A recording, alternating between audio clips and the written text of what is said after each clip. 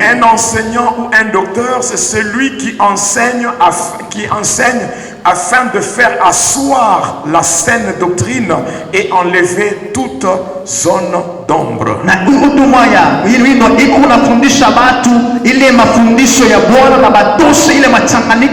enseignant enlève toute confusion dans les têtes des gens. Ce sont le 5 ministères de parole.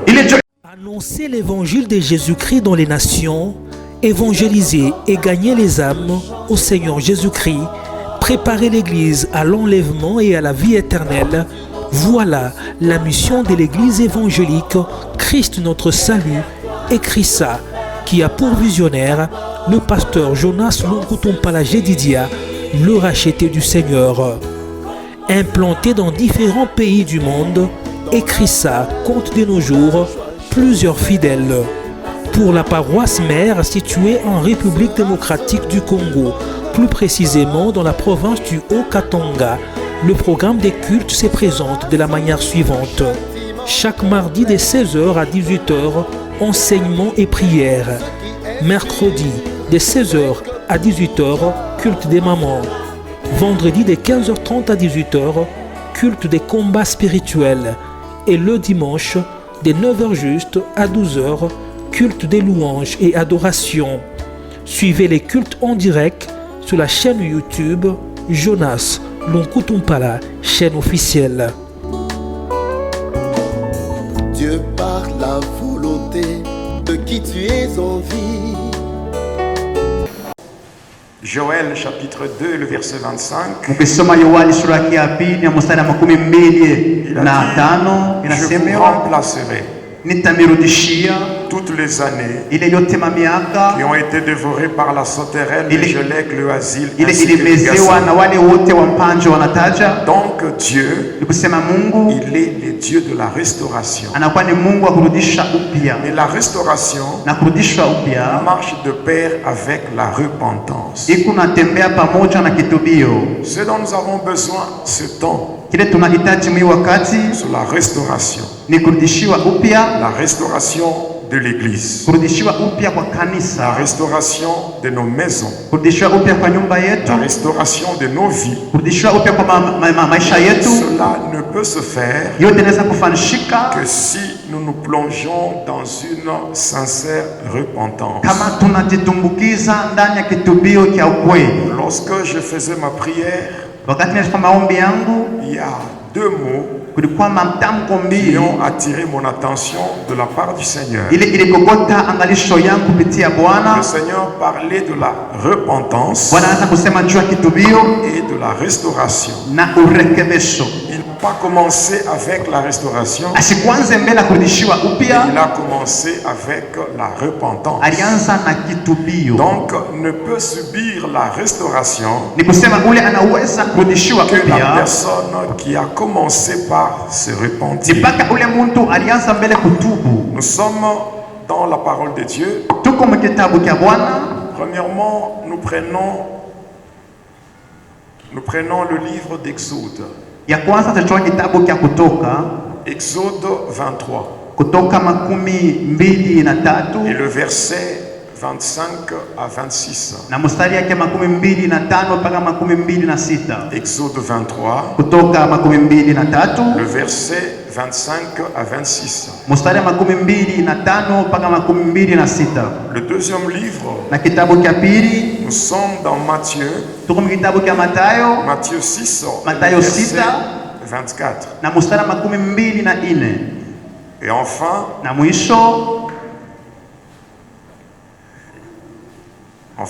nous allons prendre 2 Chroniques, chapitre 7, et le verset 14. Donc, nous avons 3 portions d'écriture. Le premier livre, Exode 23, 25 à 26. Le deuxième livre, Matthieu 6, 24. Et enfin, 2 Chroniques, chapitre 7, le verset 14.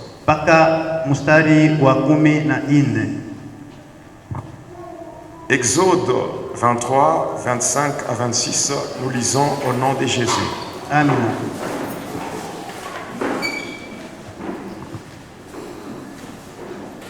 Vous servirez l'Éternel votre Dieu, et il bénira votre pain et vos eaux. Et j'éloignerai la maladie du milieu de toi. Il n'y aura dans ton pays ni femme qui avorte, ni femme stérile. Je remplirai le nombre de tes jours. 2 Chroniques, chapitre 7, et le verset 14. La Bible dit: si mon peuple, sur qui est invoqué mon nom, s'humilie, prie et cherche ma face, et s'il se détourne de ses mauvaises voies, je l'exaucerai des cieux, je lui pardonnerai son péché et je guérirai son pays. Matthieu chapitre 6, le verset 24. Nul ne peut servir 2 maîtres, car il haïra l'un et aimera l'autre, ou il s'attachera à l'un et méprisera l'autre. Vous ne pouvez servir Dieu et mammon. Amen. Amen. Nous acclamons pour la parole du Seigneur.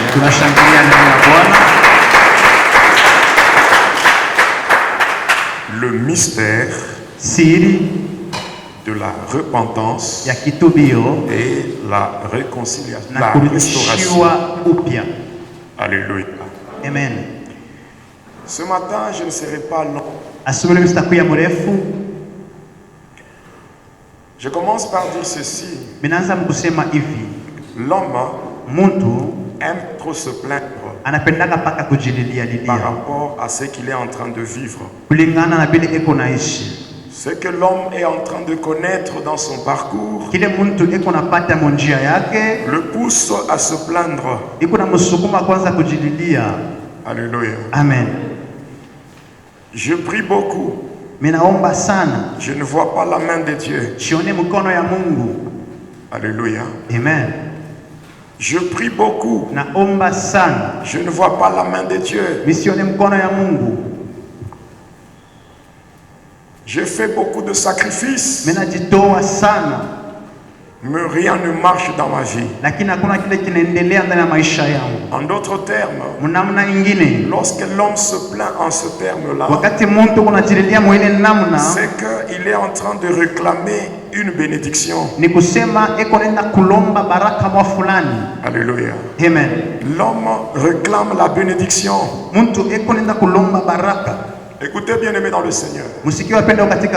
Lorsque tu réclames la bénédiction, en tant que chrétien, tu dois savoir que le Dieu du ciel, il est le Dieu qui bénit.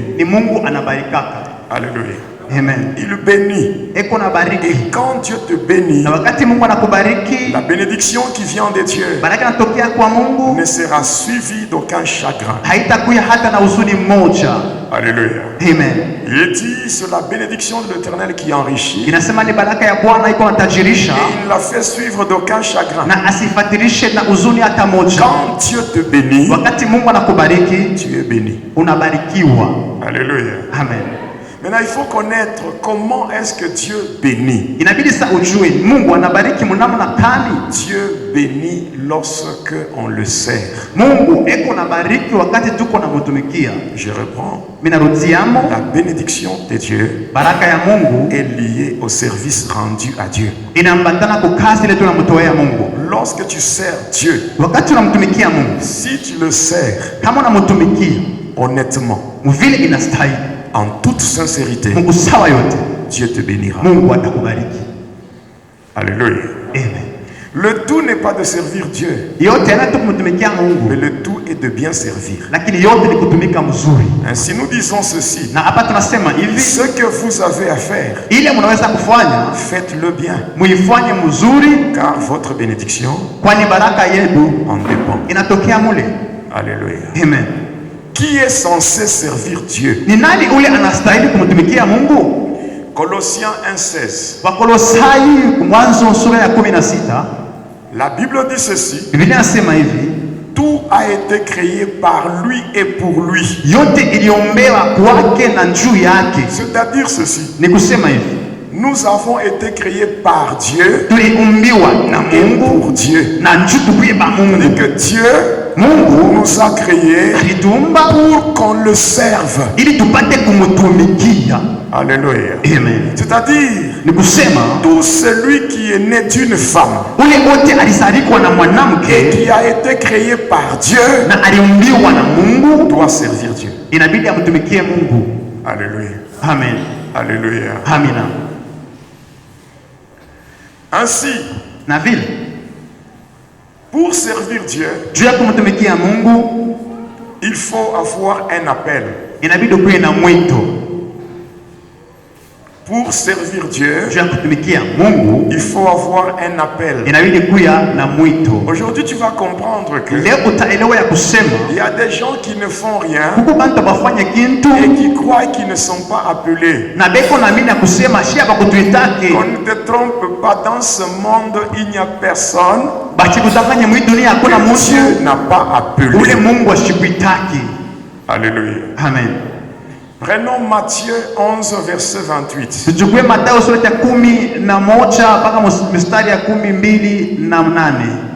La définition de l'appel, c'est quoi? Alléluia. Amen. L'appel, c'est une invitation. Une invitation à venir. Une personne qu'on appelle, c'est une personne qu'on invite à venir. Alléluia. Amen.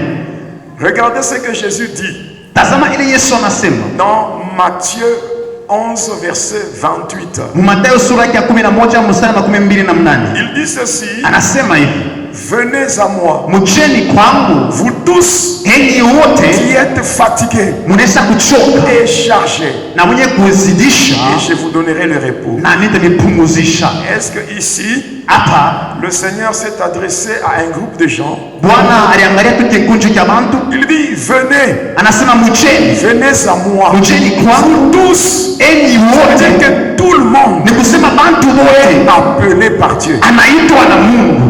Que tu sois un homme, que tu sois une femme, tout le monde a été appelé. Alléluia. Amen. Tout le monde. Alléluia. Amen. Tout le monde a été appelé. L'appel, c'est une invitation pressante à venir. Et cela nous pousse directement à exploiter les formes d'appel. Je reprends.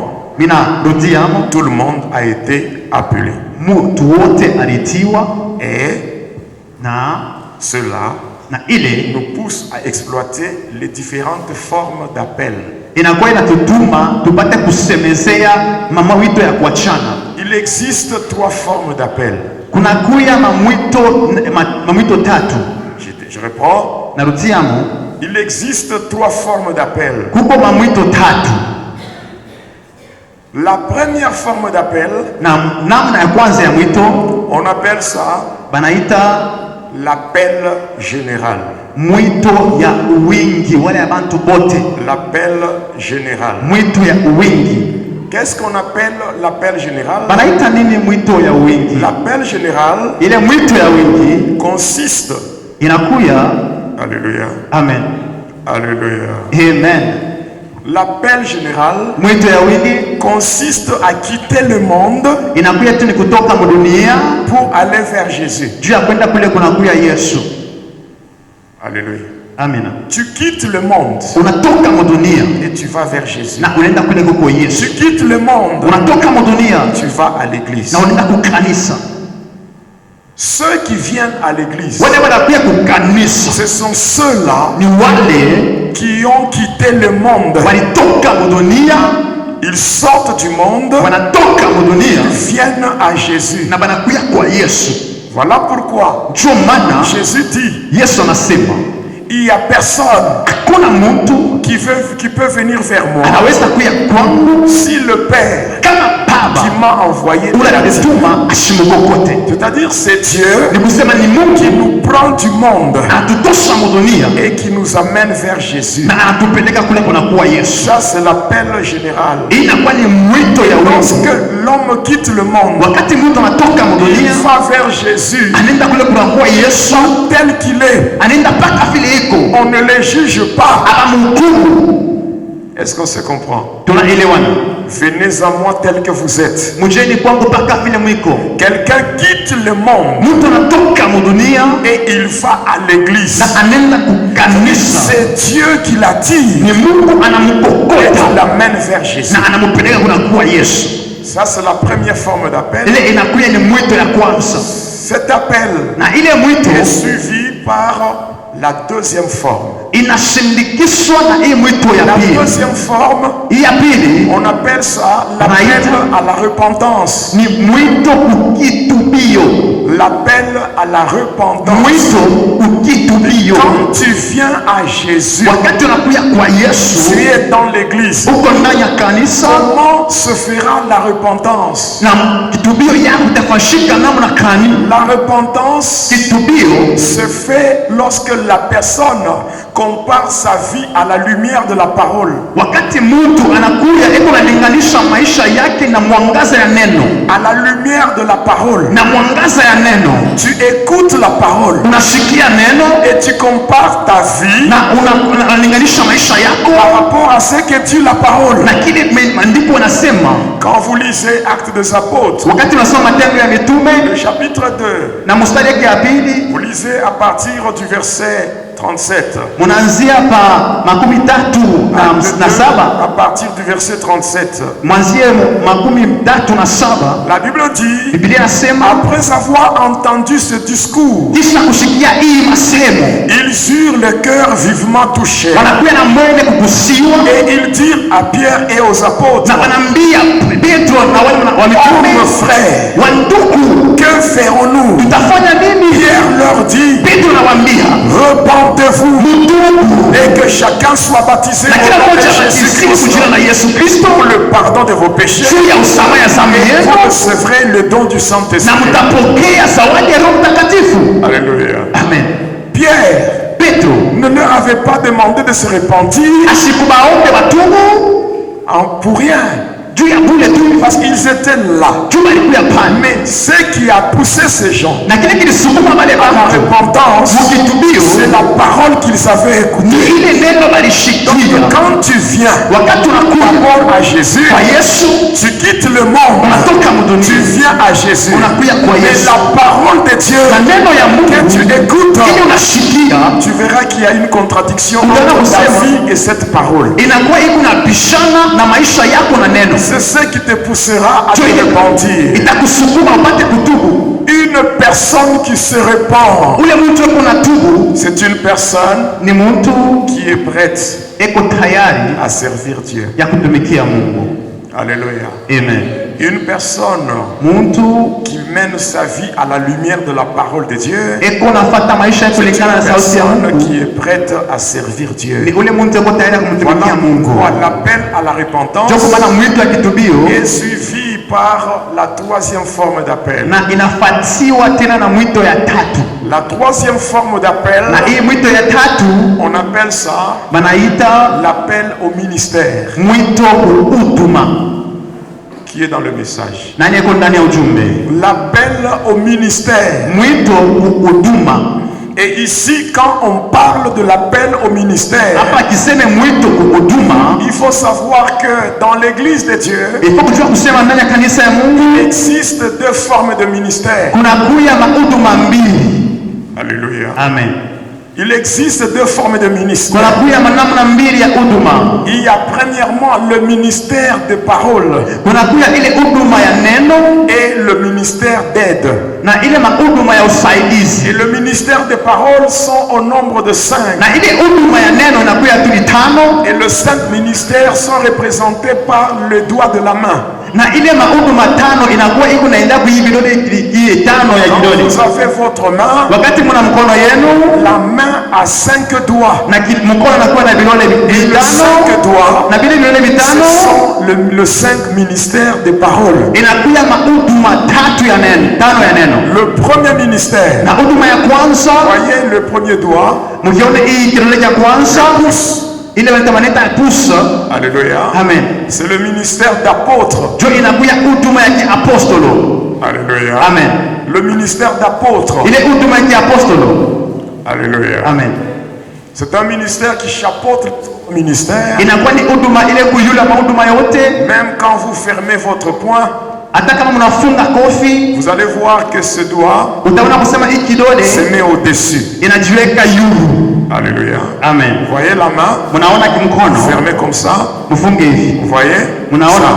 C'est le ministère d'apôtre. Alléluia. Amina. Suivi par le deuxième ministère, c'est le ministère prophétique. C'est le deuxième doigt. Parce que le deuxième doigt indique la direction. Quand par exemple quelqu'un vous dit la Roachie c'est où? C'est avec le deuxième doigt que vous allez indiquer. Vous allez montrer la direction. Vous voyez le deuxième doigt, ça indique la direction. C'est ça le ministère prophétique. Et le troisième doigt, c'est le ministère évangélique. C'est le doigt le plus long. Parce qu'un évangéliste, c'est quelqu'un qui va en dehors de l'église, c'est un gagneur d'âme. Il prend en dehors et il l'amène dans l'église. Le troisième doigt, c'est le doigt le plus long qui représente le ministère évangélique. On ne fait pas l'évangélisation dans l'église comme certaines personnes qui ont de pierres à la place du cœur. Alléluia. Amen. Qui ont de pierres à la place du cœur et qui détruisent les églises en faisant l'évangélisation dans l'église afin de prendre les gens pour les disperser. Mais cependant, celui qui a vraiment le ministère évangélique, il va au-delà, en dehors de l'église, il gagne les âmes et il les amène dans l'église.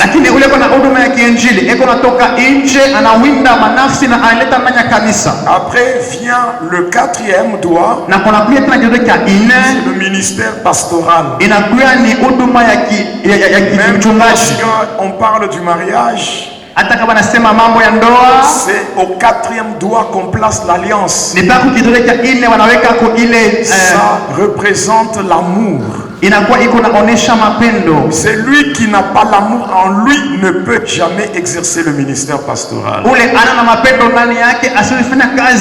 peut pas paître les brebis du Seigneur. Celui qui n'a pas l'amour ne peut pas être un berger.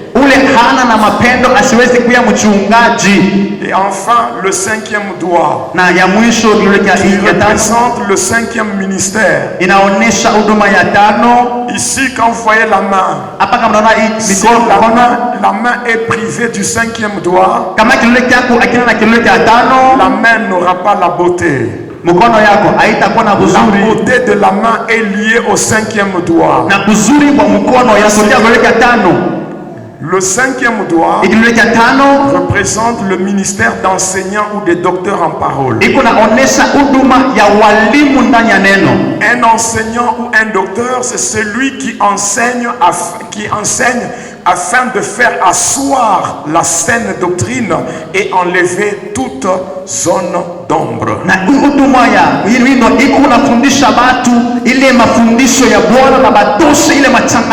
L'enseignant enlève toute confusion dans les têtes des gens. Ce sont le 5 ministères de parole. En dehors de ce 5 ministères, il y a ce qu'on appelle le ministère d'aide. Le ministère d'aide, ce sont des charges. Ce sont des charges ecclésiastiques. Parmi ces charges, la première charge, ce qu'on appelle la charge d'anciens. Les anciens de l'église, c'est-à-dire les surveillants. Après la charge d'ancien, la charge de diacre, ce qu'on appelle le diaconat. Le diaconat. Oui, c'est la deuxième charge. Et la troisième charge, c'est la charge de chef de département. Des départements. Vous avez département des finances, département des cultes musique, département de la jeunesse. Ce sont des charges qu'on retrouve dans le ministère d'aide. Alléluia. Amen. Maintenant, d'une manière générale dans le sacerdoce, le ministère c'est quoi? Le ministère c'est l'ensemble de tout le service rendu dans l'église.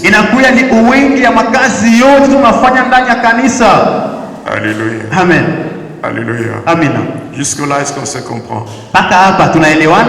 Le ministère, c'est tous les services qui se font dans l'église. Alléluia. Amen.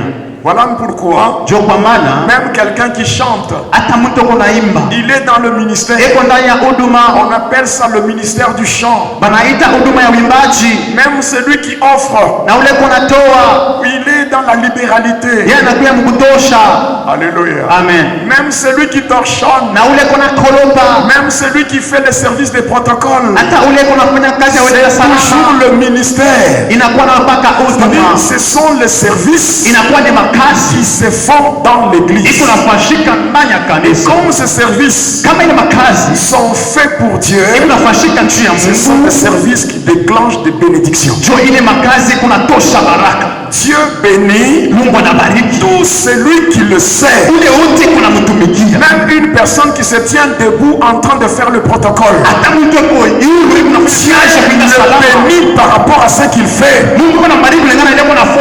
Alléluia. Amen. Même une personne qui chante pour Dieu, une personne qui nettoie l'église, une personne qui essuie les chaises, une personne qui oriente les gens pour s'asseoir. Dieu bénit parce que c'est le service. Alléluia. Amen. Maintenant écoutez ce que Dieu dit dans Exode 23. Voyez ce que la Bible dit. Quand vous lisez Exode 23, verset 25 à 26, vous servirez l'Éternel votre Dieu. Il bénira votre pain. Il bénira vos eaux. Il éloignera la maladie. Il remplira le nombre de vos jours. Et dans le pays, il n'y aura ni femme stérile, ni femme qui avorte. Alléluia. Amen. La bénédiction est liée à l'œuvre de Dieu. Quand tu sers Dieu, Dieu te bénira. Je dis à quelqu'un, servir Servir Dieu, ce n'est pas seulement prêcher. Servir Dieu, ce n'est pas seulement interpréter. Servir Dieu, ce n'est pas seulement faire la modération. Servir Dieu, c'est rendre un service à Dieu dans son œuvre. Et Dieu te bénit. Genèse 49, verset 25. Qu'est-ce que la Bible dit? Genèse 49, 25.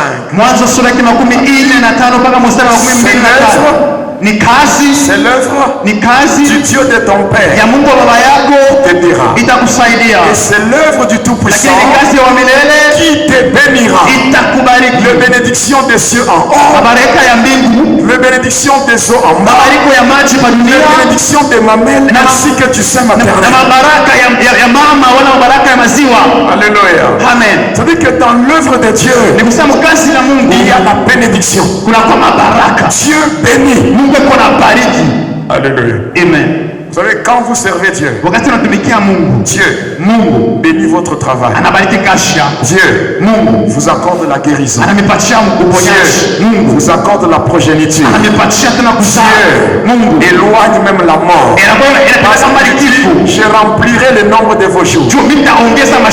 Si tu sers Dieu, même si dans le monde de ténèbres, on a planifié ta mort, tu ne mourras pas.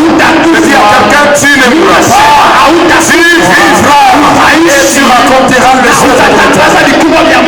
Ainsi, au nom de Jésus, pendant que je parle comme ça, à cause de l'œuvre de Dieu, j'annule la mort sur ta vie. Quelqu'un ne m'a pas bien compris. J'annule la mort dans ta maison. Je dis encore, j'annule la mort dans ta maison. Tu ne mourras pas parce que les hommes ont parlé. Tu vivras parce que tu sers Dieu. Que Dieu prolonge ta vie. Que Dieu t'accorde une bonne santé. Si tu es malade, sois guéri. Alléluia. Seulement parce que tu torchonnes dans l'église, seulement parce que tu chantes à l'église, seulement parce que bien-aimé, tu es en train de faire l'œuvre de Dieu. Que Dieu te bénisse. Je dis encore que Dieu te bénisse. Alléluia. Amen. Alléluia. Amen. Quand on sert Dieu, alléluia. Amen. On doit être béni. Je vous dis vrai. Alléluia. Amen. Jérémie 1:12. Tu as bien vu. Je veille sur ma parole afin de l'exécuter. C'est-à-dire que Dieu, il est fidèle à sa parole. Bien-aimé, ayons un désir ardent de servir Dieu. Vous savez ce que David dit? Il dit, je suis dans la joie lorsqu'on me dit d'aller dans la maison de Dieu. Vous savez quoi? Quand on part dans la maison de Dieu, on va servir Dieu. Et en servant Dieu, on est béni. Alléluia. Amen. Alléluia. Amen.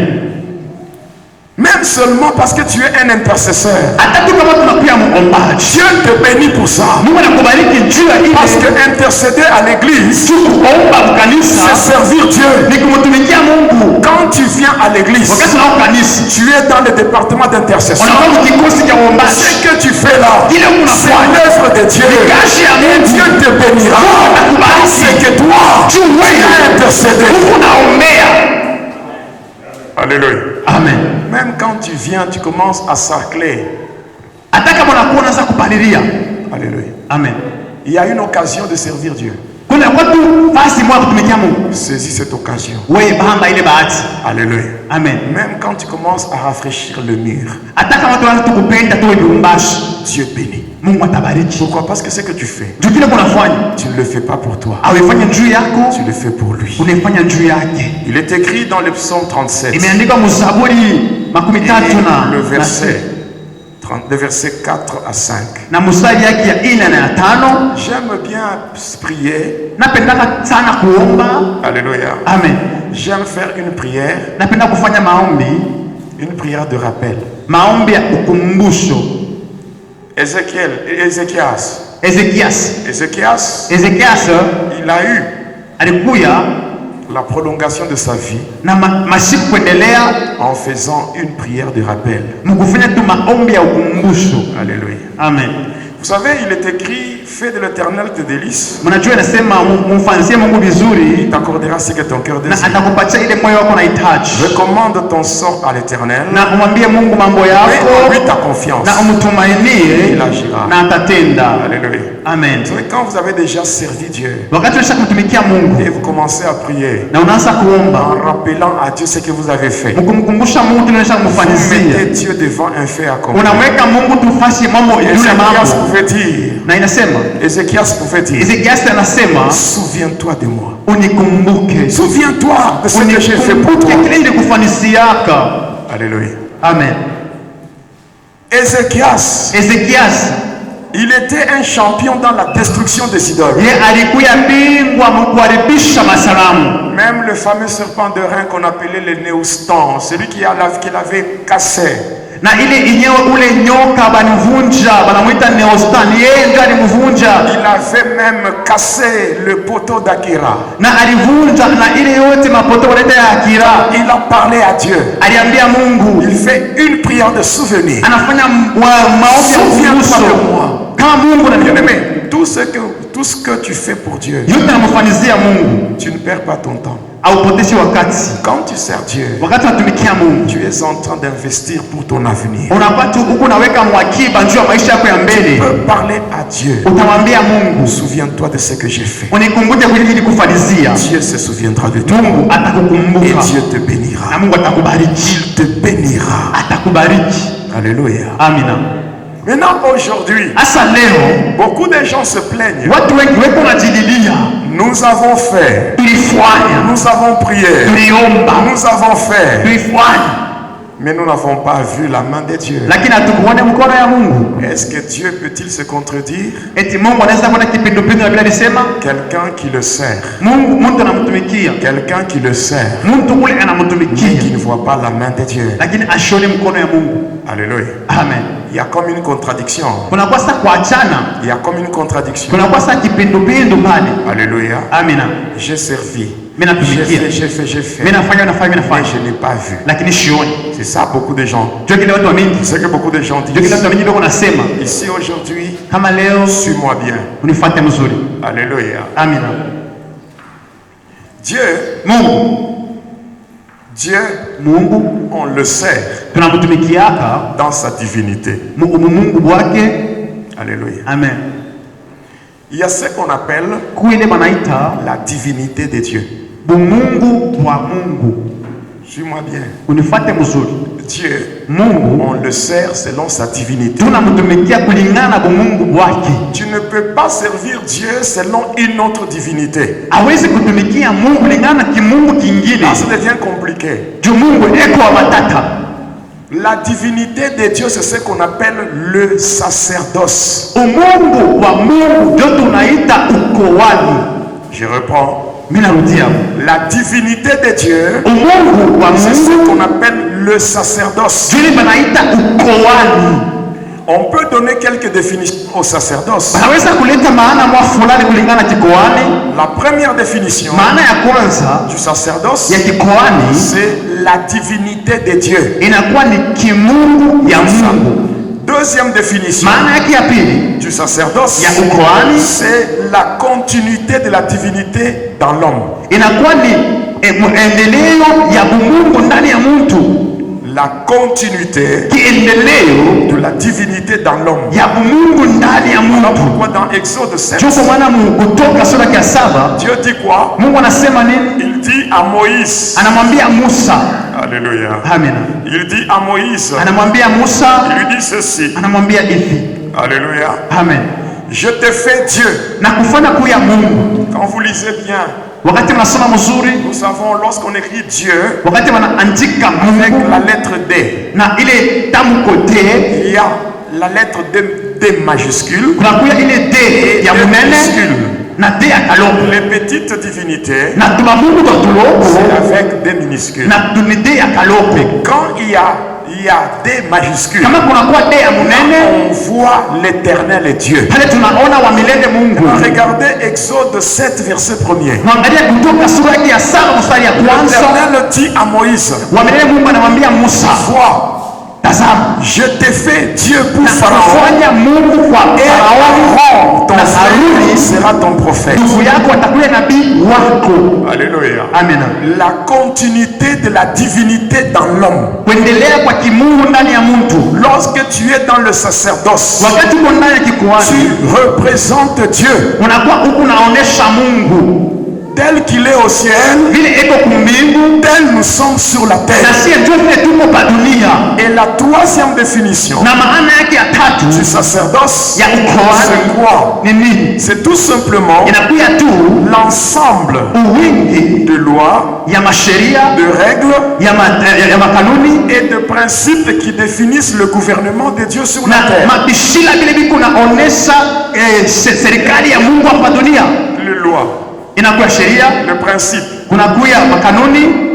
alléluia, amen, l'ensemble de lois, principes et de conditions qui définissent le gouvernement de Dieu sur la terre.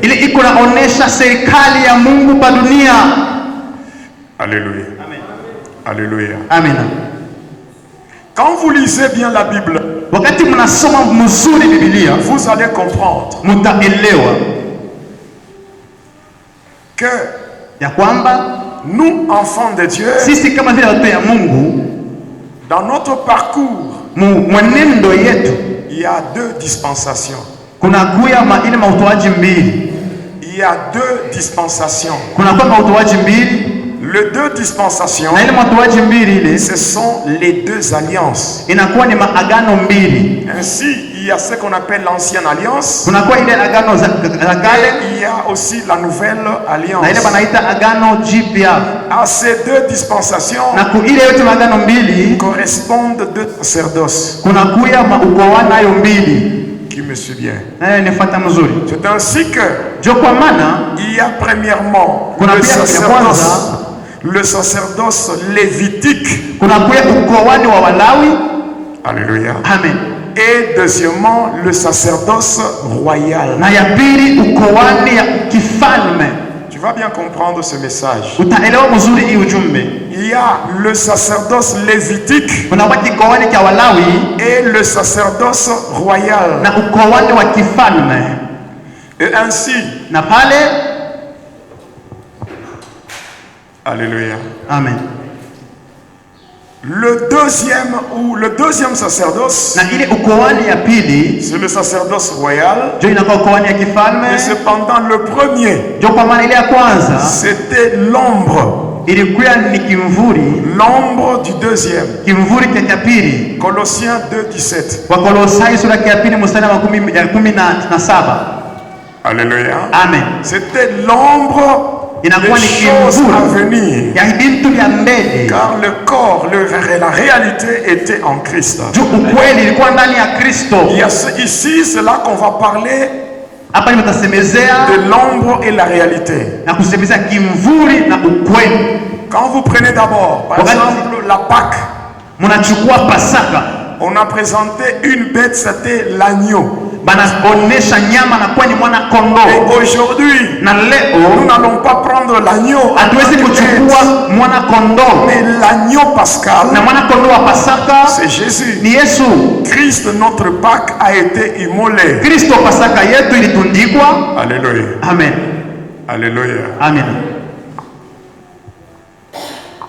Ici, quand nous voyons les deux sacerdoces, le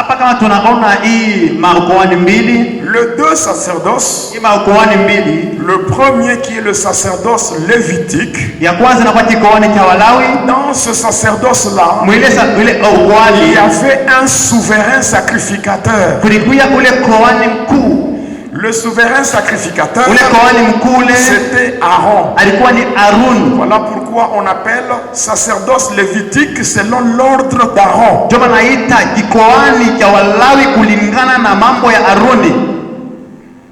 Et le sacerdoce royal,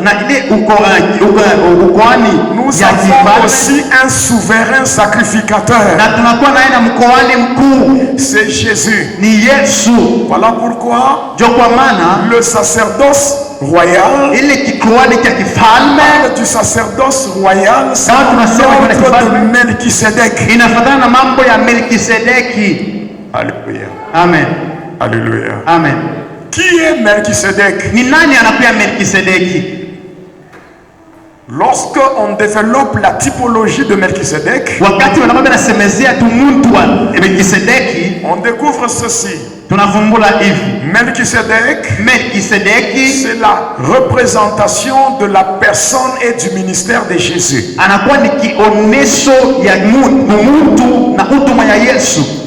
Alléluia. Amen. La représentation de la personne et du ministère de Jésus. Maintenant, tel que nous sommes, nous devons identifier le sacerdoce dans lequel nous évoluons.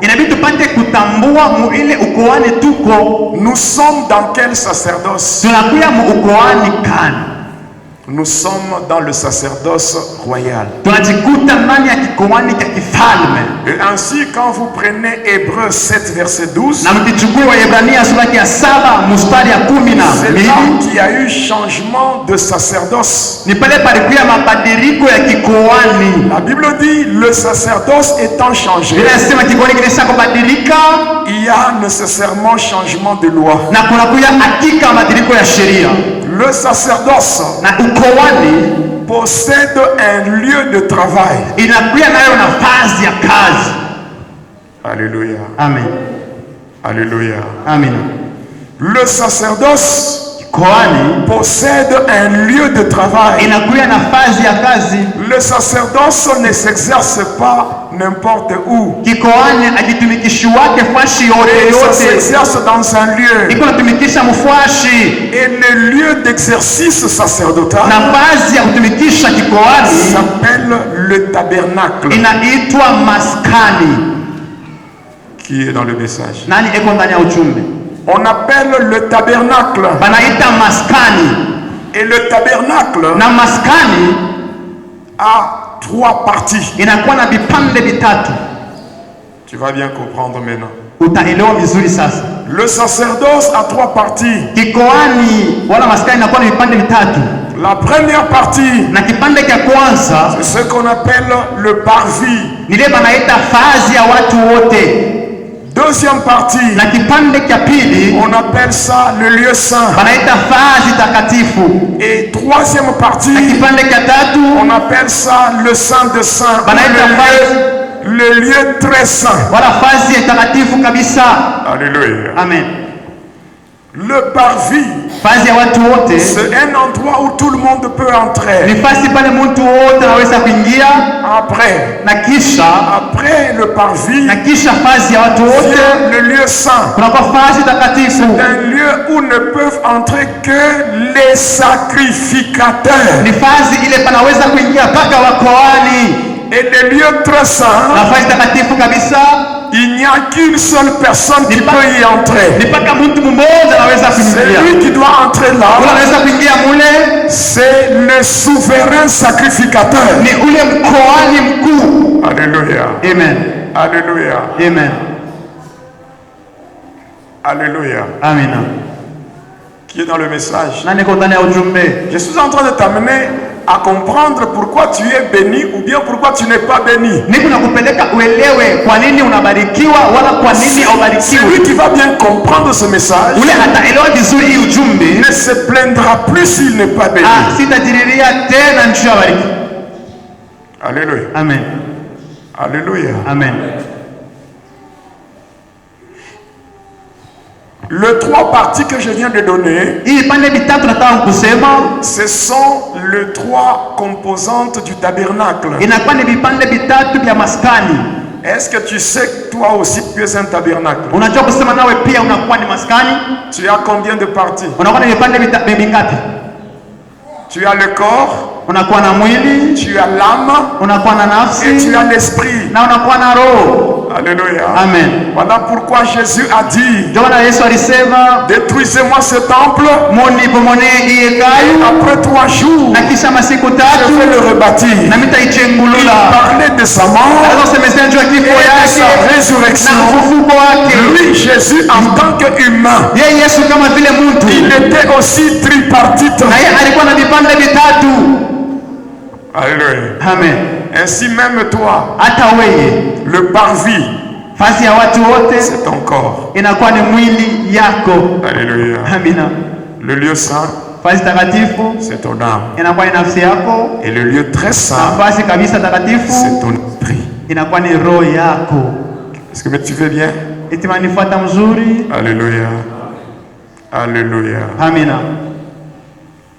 Maintenant, étant dans le sacerdoce royal, le sacerdoce royal a aussi son tabernacle. Le tabernacle du sacerdoce royal a aussi 3 parties. Le parvis, c'est le monde entier. Est-ce que vous me suivez bien? Le parvis, c'est le monde entier. Le lieu saint, c'est l'église. Et les lieux très saints, c'est le ciel. Or, le lieu très saint ne peut y entrer que le souverain sacrificateur. Et ainsi, quand vous lisez la Bible, la Bible dit ceci: Jésus, il a traversé physiquement les cieux. Il est entré dans le tabernacle qui n'a pas été fait de la main d'homme. C'est le lieu très saint, le ciel, dans lequel il est entré une seule fois avec son sang qu'il a présenté auprès de Dieu. Qui me suit? Maintenant, qui peuvent entrer dans le lieu saint? Le lieu saint, ce ne sont que les sacrificateurs. Dans le sacerdoce lévitique, tout le monde pouvait entrer dans le parvis, mais dans les lieux saints, il n'y avait que le sacrificateur et le souverain sacrificateur. Or, dans le sacerdoce lévitique, le souverain sacrificateur, c'était Aaron. Et le sacrificateur, c'était ses fils. Il y avait Nadab, il y avait Abihu, il y avait Eliezer. Ses fils à lui, de sacrificateurs. Mais lui, Aaron, il est le souverain sacrificateur. Lui,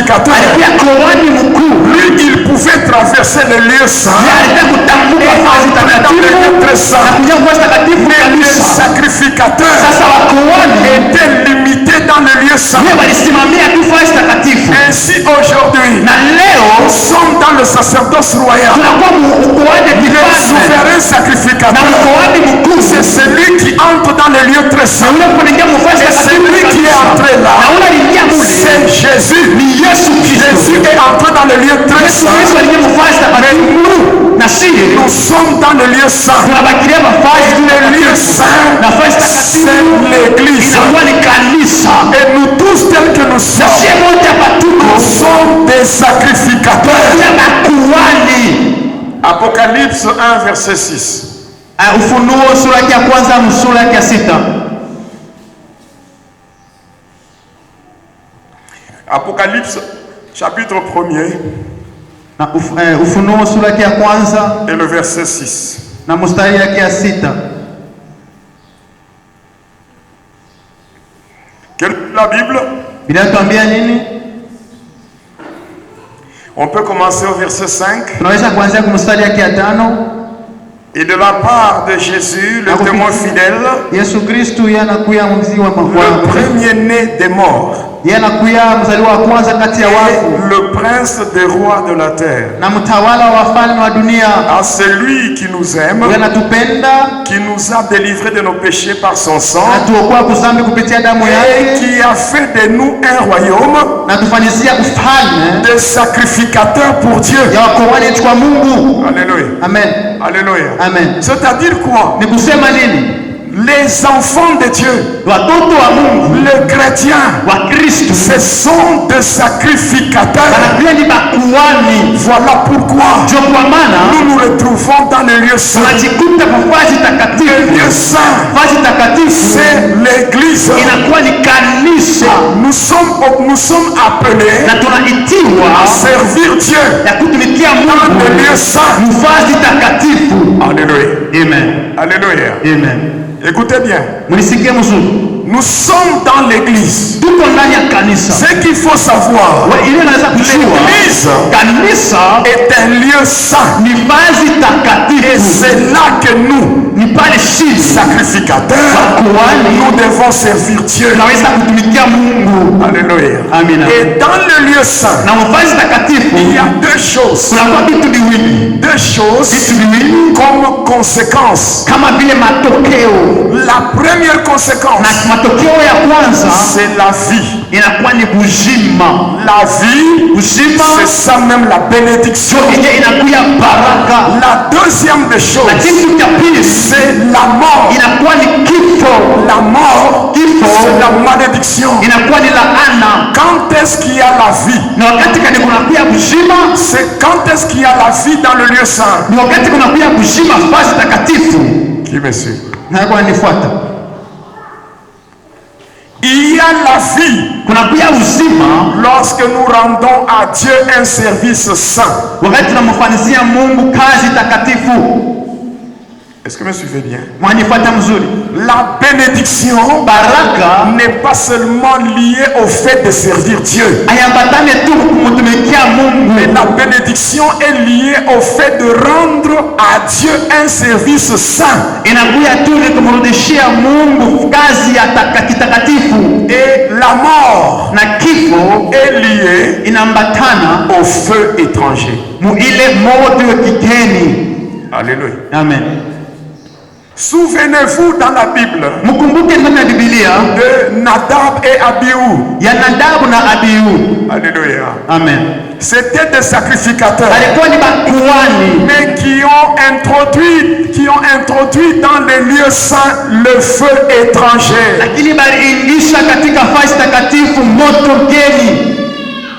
Alléluia. Amen. Alléluia. Amen. Le feu étranger. Le feu étranger. Alléluia. Amen. Alléluia. Amen. Bien-aimé, le feu étranger.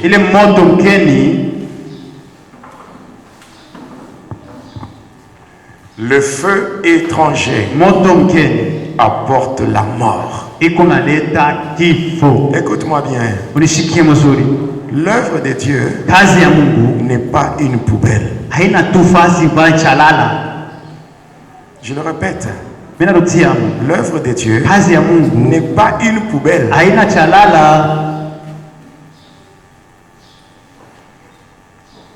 Connaissez-vous l'odeur qui se dégage de la poubelle? Qui peut se mettre à côté d'une poubelle et respirer? Il n'y a que Félix, tu peux accepter. Ancien Jean, on vous met à côté d'une poubelle, vous allez rester là. Il y a une mauvaise odeur qui se dégage de la poubelle. Alléluia. Amen. Le feu étranger fait de l'église une poubelle. Alléluia. Amen. Je répète. Le feu étranger fait de l'église une poubelle. Et l'odeur qui se dégage, c'est une odeur insupportable. Nous sommes dans Lévitique. Lévitique chapitre 10 verset 1er. Les fils d'Aaron, Nadab et Abihu, prirent chacun un brasier, y mirent du feu et posèrent du parfum dessus.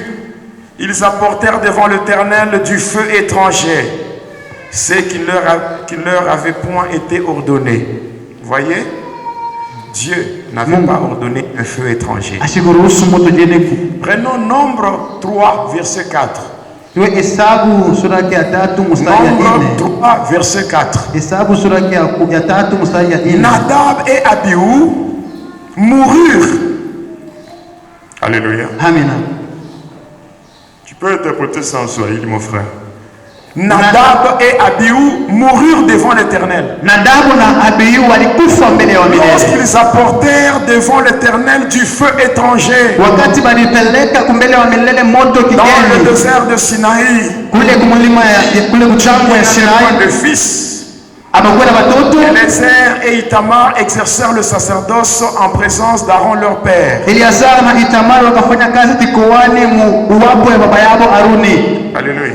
Amen. Ce n'est pas parce que tu entres dans l'église que tu peux faire ce que tu veux. Ce n'est pas ton église.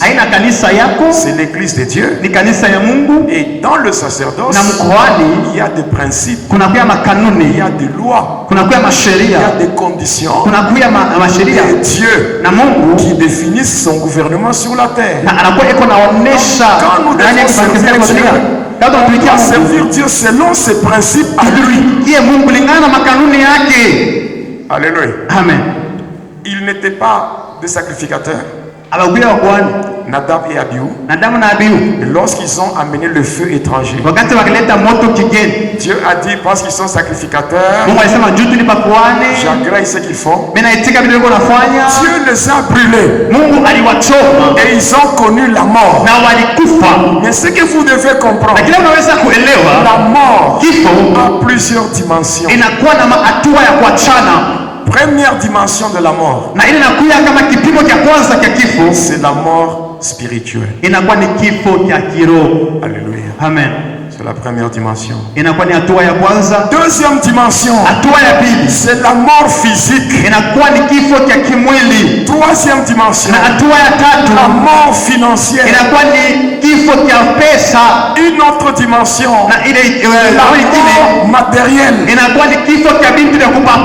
La mort matérielle, c'est ce que vous appelez blocage. Il y a aussi la mort professionnelle. C'est ce que vous appelez chômage. Il y a la mort conjugale. La mort peut affecter plusieurs domaines de vie.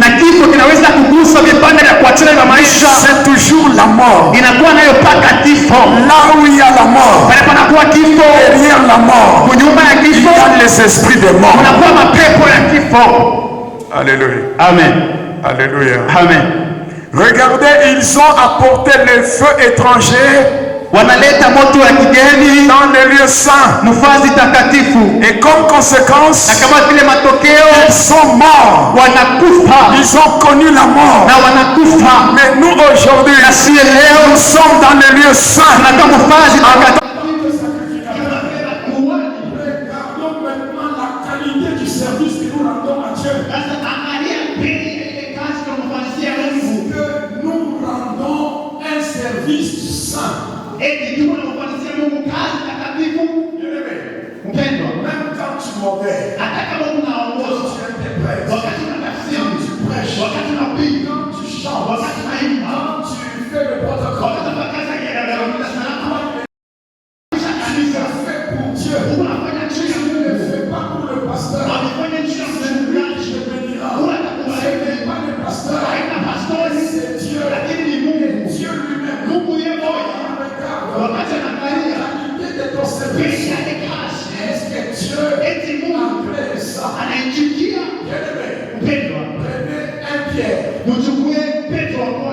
Pierre chapitre 1er verset 15 à 16.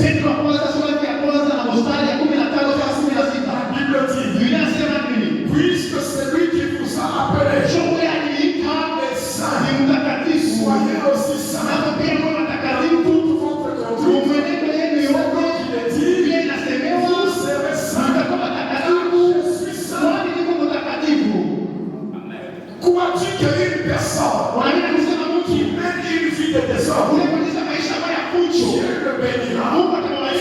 Parce qu'il entre à l'église, à ce moment-là, Dieu n'est pas Dieu. À ce moment-là, Dieu est facile à corrompre. Tu ne peux pas corrompre Dieu. Qu'on ne vous trompe pas. L'église n'est pas un atelier qui fabrique les bénédictions. Non. La bénédiction vient du service que nous rendons à Dieu. Si toi-même tu apportes des choses qui sont étrangères à la sainteté, Dieu te frappera des morts. Si tu n'es pas mort physiquement, la mort va t'accompagner sous forme de blocage et de malédiction. Des gens nous prions beaucoup. Ce sont les hommes qui apprécient ce que tu fais. Dieu apprécie aussi ce que tu fais. Comment voulez-vous une personne qui se masturbe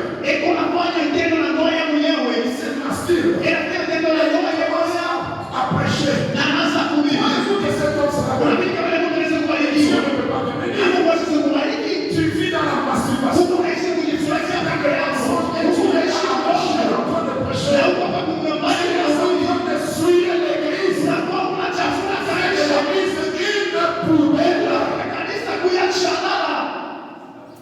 Et la poubelle dégage une mauvaise odeur. Tu es sûr. Le premier feu étranger. Alléluia. Amen. Le premier feu étranger. Mentionne cela. Le manque de discipline vestimentaire.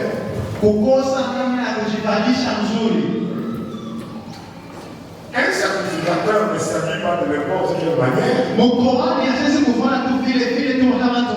Un sacrificateur ne peut pas faire de l'église un lieu de défilé des modes, non?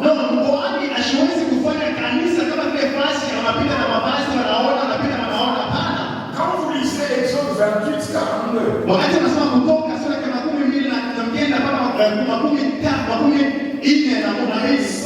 28, 42, de caleçon.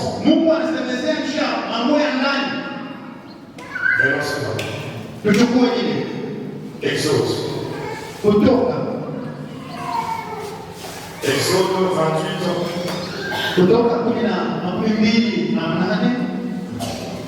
Écoute ce que la Bible dit. Fais-leur le caleçon de lin pour couvrir leur nudité. Alléluia. Amen. Pour couvrir leur nudité. Là, c'est déjà dans l'Ancien Testament. Le Nouveau Testament, le caleçon symbolise quoi? Ça montre tout simplement une personne qui doit s'habiller d'une manière décente. Quelqu'un au niveau de sacrificateur ne peut pas s'habiller tout en laissant voir les parties intimes de son corps. Tu me suis bien. Tu t'habilles avec, tu as des habillements moulants. Toi qui es une femme, tu t'habilles de sorte que les gens puissent voir tes formes. Tu t'habilles, tu t'arranges pour ouvrir légèrement quelques boutons de ta poitrine pour qu'on voie. Tu vois quoi? Si réellement tu es dans le sein, il n'y a personne qui peut venir à l'église pour contempler ta poitrine. Je me suis. Mais quand même, ayez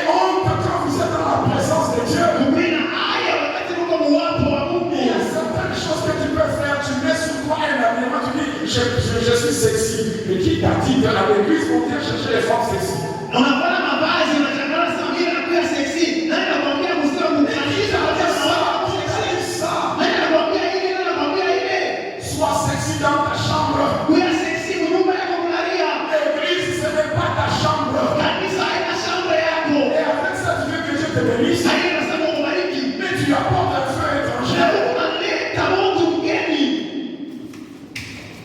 Oh, j'ai beaucoup prié, mais tu t'habilles comment quand tu es dans l'église? Le scandale arrivera.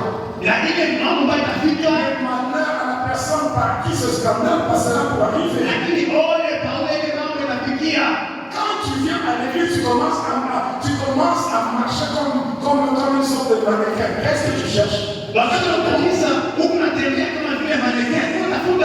Tu cherches quoi? Si on ne te dit pas ça, tu vas croire que les choses que tu fais sont correctes. Mais ce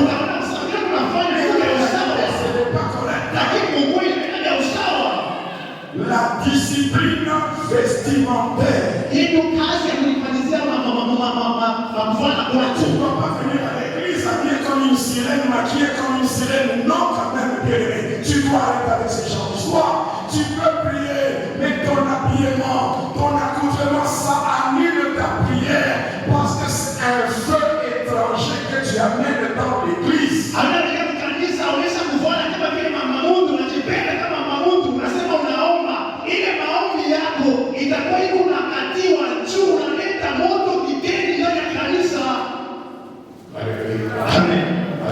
Amen. Qui est dans le message? Quand tu viens, mal habillé, même si tu as une belle voix, que tu chantes, ce n'est pas pour Dieu. Ce n'est même pas des chants. Ce n'est pas de cantique. C'est des bruits. Amos 5. Éloigne de moi les bruits de cantique. Tu chantes là, tu te dis, j'aime bien chanter, les gens ont apprécié. Le tout n'est pas de se contenter de l'appréciation des hommes, parce que ce ne sont pas les hommes qui vont te bénir, mais le tout est de se contenter. Qu'est-ce que Dieu a dit sur ce que je viens de faire?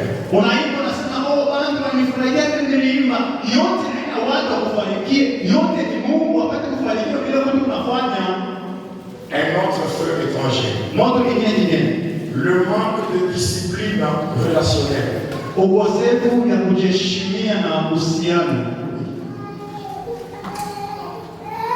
Écoutez, dans la discipline relationnelle, première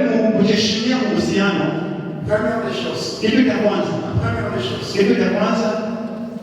tromper les filles d'autrui. Amen. Draguer une fille sans intention de l'épouser, c'est un feu étranger.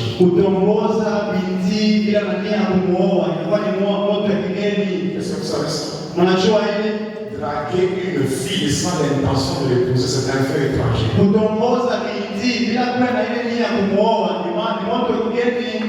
Tu n'as même pas le moyen de payer pour toi une bonne chemise.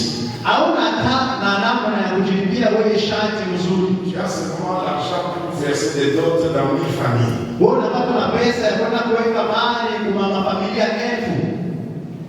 Tu me comprends? Alléluia. C'est là, je vais t'épouser. Je vais t'épouser. Je vais. Et puis tu montes à la chair. Alléluia. Dieu m'a dit. Dieu t'a dit.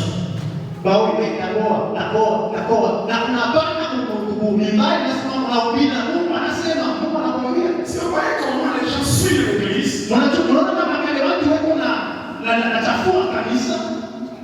lorsque tu es sacrificateur, tu dois faire une sélection par rapport aux gens qui doivent vivre avec toi.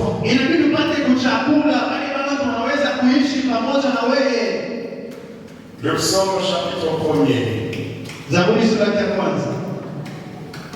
Et le verset 1er. Qui ne marche pas selon les conseils de méchants. Qui ne pas sous la voie des pécheurs. Qui ne s'assit pas en compagnie des moqueurs. Mais comment toi? Tu te dis chrétien. Tu te dis quelqu'un qui sert Dieu. Ta bouche, c'est seulement critiquer les gens.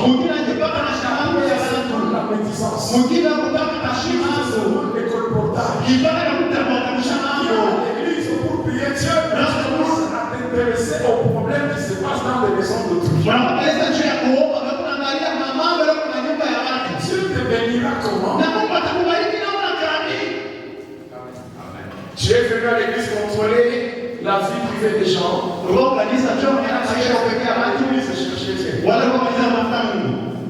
Dans ta tête, il n'y a même pas 5 versets de Bible, mais il y a tous les problèmes du quartier dans ta tête. Tu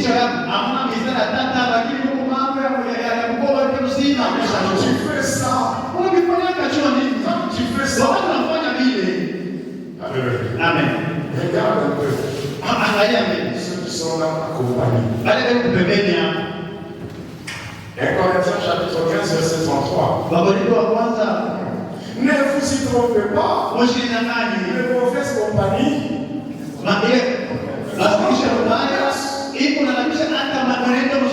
Dans ce monde, tu vois. Dans ce monde, tu vois. Alléluia. Et dis-moi qui tu fréquentes. Je te dirai qui tu es. Manque de discipline relationnelle. Manque de discipline relationnelle. Tu n'es pas discipliné dans tes relations. Tu trompes les enfants de lui. L'église qu'on appelle serviteur. Tu continues la prière. Tu es dans les cultes.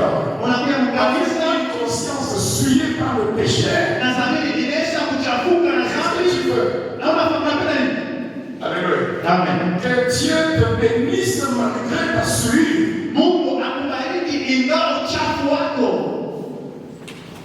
Alléluia. Amen. Le feu étranger, ça apporte la mort. Même si les gens disent que tu as le zèle. Alléluia. Amen. Celui qui te connaît mieux, ce ne sont pas les hommes, c'est Dieu. Tout ce que tu fais là, c'est seulement l'hypocrisie. L'hypocrisie, c'est aussi un feu étranger. Lorsque tu apportes dans les lieux sans les choses étrangères à la sainteté.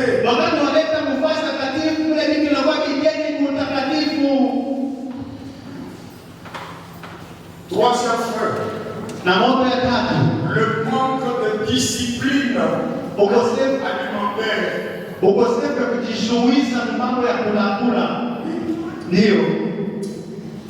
Tu ne contrôles même pas quand tu manges.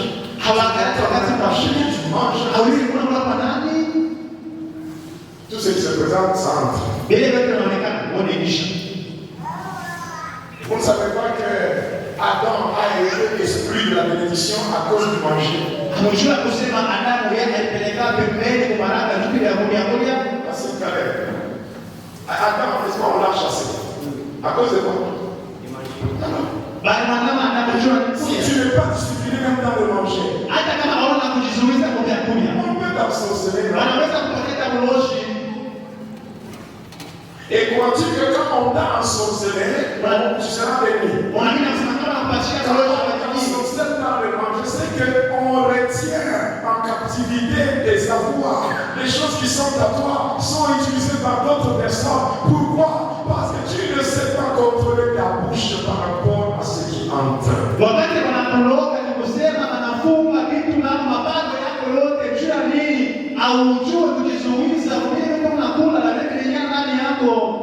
La discipline alimentaire, le manque de discipline. Il y a des gens qui se disent chrétiens, qui se disent sacrificateurs, mais qui n'ont jamais jeûné dans leur vie. Quand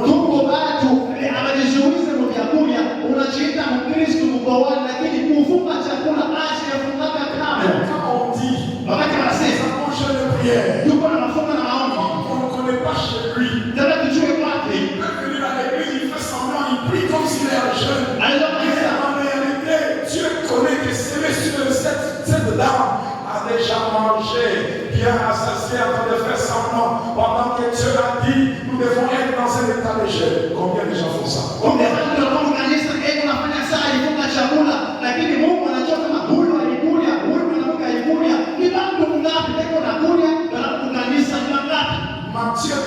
21. Cette sorte de démon ne peut partir que par les jeunes. Dieu l'a dit ça. Toi, tu ne le fais pas. Toujours avec l'enfant rempli. Tu ne sais même pas passer beaucoup de temps dans la prière parce que tu es tellement rassasié. Tu ne sais pas te discipliner dans la prière. C'est vrai, c'est faux. C'est vrai, c'est faux. Regarde, depuis le mois d'avril qui a commencé jusqu'à aujourd'hui, c'est pas le 22 ou le 23, tu as géré combien de fois? Tu as géré combien de fois? On est la fin du père fâché parce qu'on ne t'a pas donné à manger. Tu ne sais même pas te discipliner. Or, le jeûne et la prière, c'est une recommandation de Dieu. Quand on dit, il y a jeûne. Parce que toi, tu es discipliné. Ah, je vais prier. Il y a une esprit de mort. Soit dans un état de jeûne. Tu viens, tu pries. Dieu n'a pas dit de prier. Dieu a dit de jeûner et de prier. Est-ce que toi, tu as prié seulement? Cet esprit résiste. Moi, je ne suis pas venu, mais c'est toi-même. C'est que Dieu n'a pas dit de faire. Le feu étranger. Alléluia. Amen. Alléluia. Amen. Un autre feu étranger.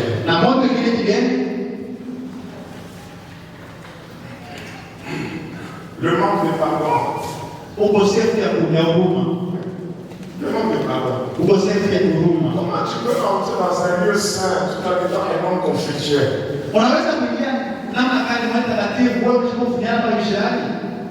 Venez Matthieu 5. Matthieu 5. Mathayo sura ya 5.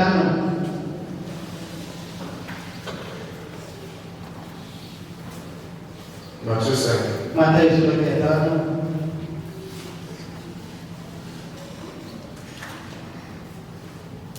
Non, verset 23. Chukue mstari ya 23. Matthieu 5, 23. Mathayo 5:23. Si donc, tu présentes ton offrande à l'autel et que là tu te souviennes que ton frère a quelque chose contre toi, laisse là ton offrande devant l'autel et viens, présente ton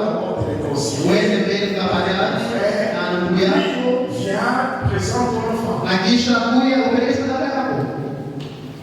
Alléluia. C'est quel hôtel? Quel hôtel? Lorsque tu t'approches de la sainteté, l'autel de la sainteté, il est sacrificateur. Présente ton offrande. Et tu te rends compte que tu as des problèmes. Mais faut d'abord te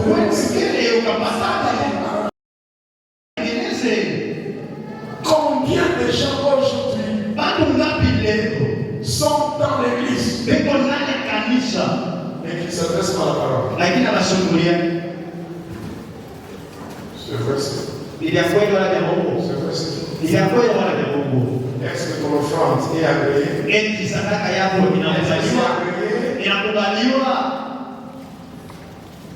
Alléluia. Vous habitez dans une même maison. Vous ne vous adressez pas à la parole. Votre maison, sachez que votre maison c'est un hôtel de Satan. Il y a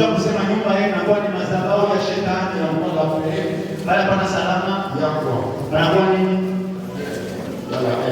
Alléluia. Amen. Vous invitez qui? Vous invitez qui? Avant de te plaindre, non, j'ai prié beaucoup, je ne suis pas béni, je ne suis pas ceci, je ne suis pas cela. Frère, vérifie bien si tu sers Dieu dans ta tête. Dieu, je sais qu'on ne te dira jamais. Derrière ça. parole afin de l'exécuter. Quand tu sers Dieu, regarde d'abord les conflits. Oui, les conflits. Jalousie. Tu es en train de jalouser des gens qui possèdent quelque chose que toi tu n'as pas. Alléluia. Amen. Alléluia. Amen. Alléluia. Amen. Feu étranger. Un autre feu étranger. Péché contre le Saint-Esprit par le mensonge. Pourquoi ça parle de mensonge?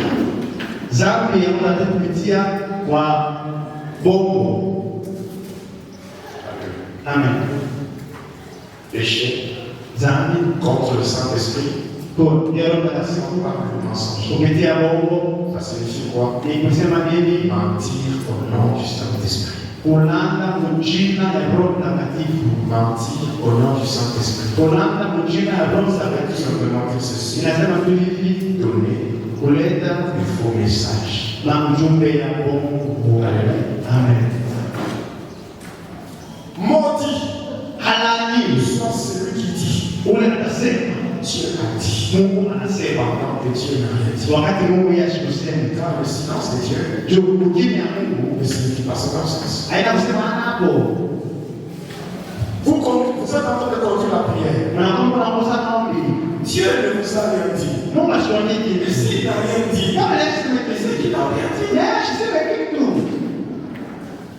Pourquoi chercher à égayer les gens?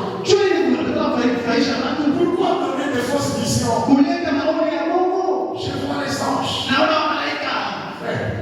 Il n'y a pas d'ange. Et que toi tu dis je vois les anges. C'est que tu fais la semaine. Tu fais quoi? Et avec ça tu dis non, Dieu ne m'a pas donné. Tu fais des dieux inventaires. Oh, je sens la présence de Dieu. Pendant que tu ne sens rien, tu dis ça seulement pour faire plaisir à ceux qui t'écoutent. Alléluia, Dieu est là maintenant. Dieu est là. Dieu est là. Tu l'as vu ou toi? Pourquoi chercher à faire la comédie dans l'église de Dieu? La présence de Dieu, ça se sent. Je sens cela. Je peux dire, je sens la présence de Dieu. Si je ne sens rien, je ne dirai rien. Il y a 5 anges qui viennent d'entrer. Je les ai vus. Ou bien tu as vu ton oncle et ta grand-mère qui sont en train d'entrer. C'est n'importe quoi. Comment cherchez-vous à aider Dieu? Donc Dieu devient impuissant, il faut maintenant l'aider. Qu'est-ce que signifie aider Dieu? Aider Dieu, c'est tout simplement servir Dieu avec un caractère étranger à la sainteté. Croyez-moi, les gens qui prétendent aider Dieu, ils finissent toujours par tomber dans la confusion. C'est juste une question de temps. Tu peux faire les choses des gens d'avant. Les chefs de frères, des fonds des éloges. Et sache que tu n'es pas loin de tomber. Tu n'es pas loin d'être humilié. Dieu n'aime pas qu'on le fasse passer pour un menteur. Moïse, il reste chez Pharaon. En lui, il y a la paix de Dieu. Mais lui, il reste chez Pharaon. Et il va frapper un Égyptien. Mais on l'a découvert. Il a quitté l'Égypte comme un assassin. C'est seulement quand il a rencontré Dieu dans le puissant ardent. Il a eu sa délivrance. Ce qui était orgueilleux. Il est devenu un homme de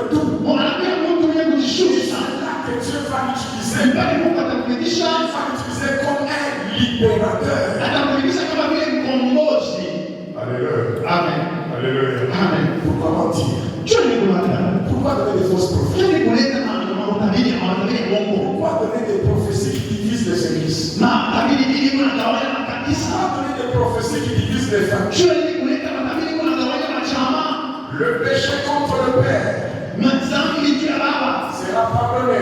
Le péché contre le Fils sera pardonné. Le péché contre le Saint-Esprit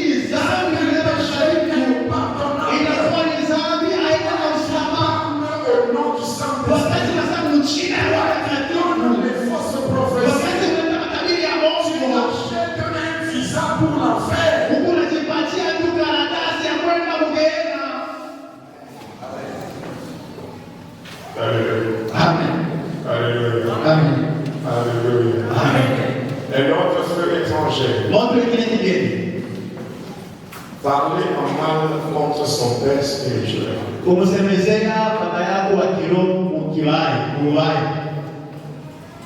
Parler en mal contre ton père spirituel.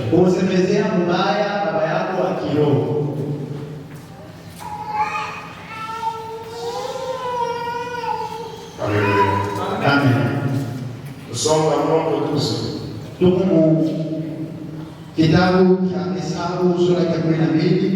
Écoutez, quelle que soit la relation que tu as avec ton pasteur, que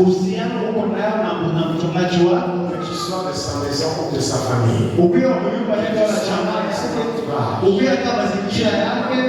le droit de parler en mal contre un homme de Dieu et un roi de Dieu.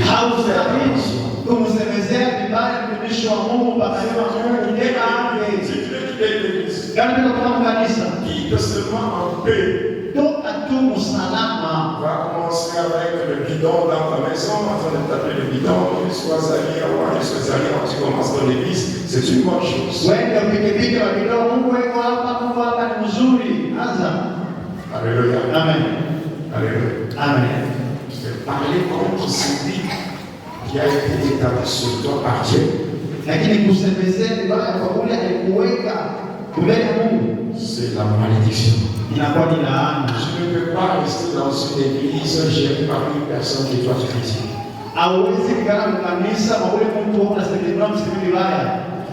Aaron, Myriam, tous les deux, de la famille de Moïse. Qui me souvient. Moïse avait épousé une femme éthiopienne de la tribu des Bushites.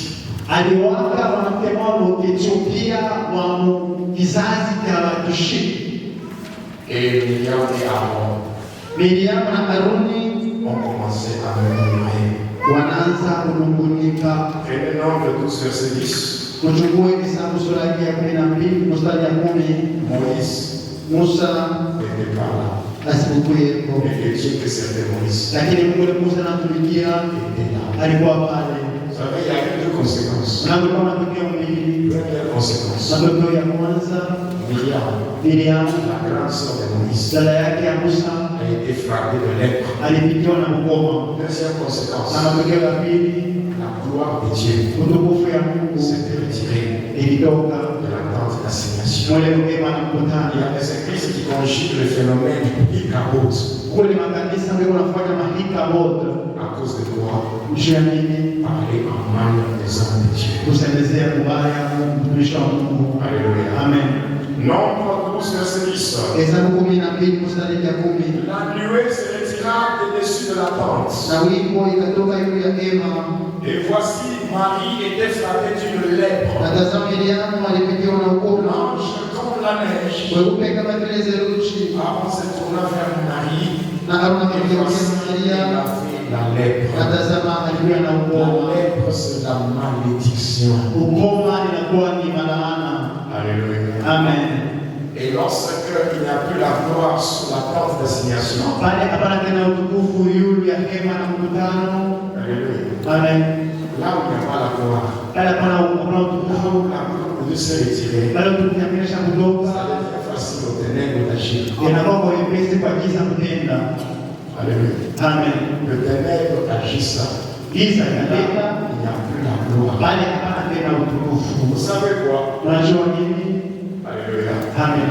La gloire de Dieu Utukufu ya Mungu est sur l'église. iko juu ya kanisa, La vision donnée à un homme. kupitia onyo ile walipachia Mungu. Amen. Parce que Dieu ne peut pas faire descendre sa gloire pour rien. Il fait descendre sa gloire là où il y a sa vision à lui. Mungu anashusha utukufu yake pachia Mungu, anafuza na kwa onyo yake. Il a toujours eu un détenteur. Na onyo ya Mungu hapa na kule konayo. Alléluia. Amen. C'est une personne qui détient la vision. Ni Mungu yuko na Et onyo. la gloire de Dieu descend à cause de cette vision. Na utukufu unashuka juu ya ile onyo. Si Dieu a établi quelqu'un, Kama Mungu aliweka mtu, amen. la Bible dit quoi? Inasema Qui nini? es-tu toi pour juger un serviteur de Dieu? Wewe ni nani tupate kuhukumu mtumishi wa Mungu? Alléluia. Amen. Comment tu peux t'agenouiller devant quelqu'un que tu as critiqué?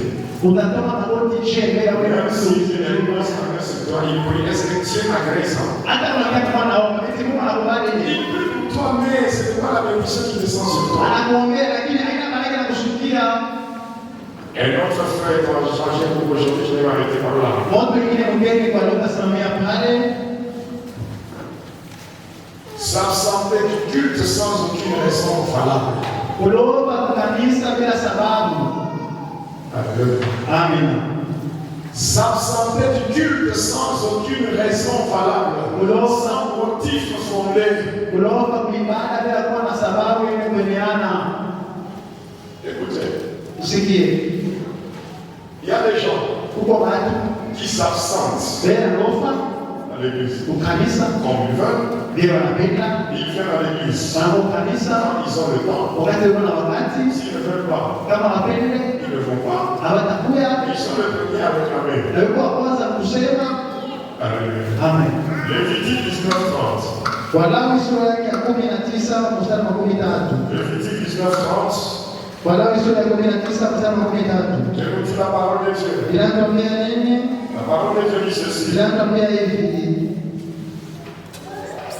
Vous observerez les sabbats Mtaheshimia sabato et yangu vous reviendrez mon na sanctuaire. mtakapokuwa mnaheshimia tena kazi yangu. Ni kusema nini? Il y a des jours Huko siku et des heures na wanakuwa mawakati dans lesquels Dieu nous attend dans sa présence. pale Mungu niko na kuchunga wakati ni wapo wake. Alléluia. Amen. Alléluia. Amen. Vous observerez les sabbats et vous reviendrez mon sanctuaire. Mungu anaenda kuheshimia sabato yangu na kuheshimia tena siku takatifu yangu. Zacharie 14, verset 17. Zakaria sura 14 mstari wa 17. Zacharie 14, 17. Zakaria 14 mstari wa 17.